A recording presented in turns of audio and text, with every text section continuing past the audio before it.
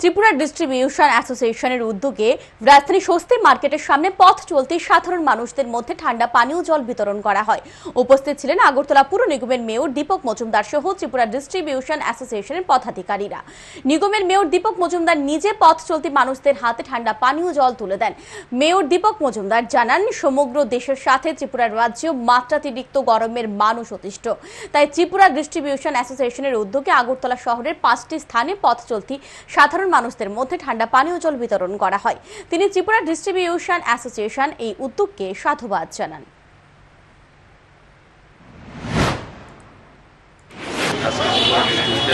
উদ্যোগে 5টি পয়েন্টে আগরতলা শহরে তারা ঠান্ডা পানীয় বিতরণ করছেন পথ চলতি মানুষের মধ্যে, যাতে শান্তিতে কিছুটা তারা স্বস্তি নিতে পারে এই তীব্র গরমে।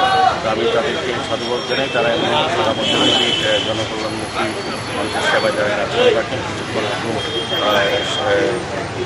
2 নম্বর ওয়ার্ডের কর্পোরেটর মাননীয় চেয়ারম্যান উদ্যোগে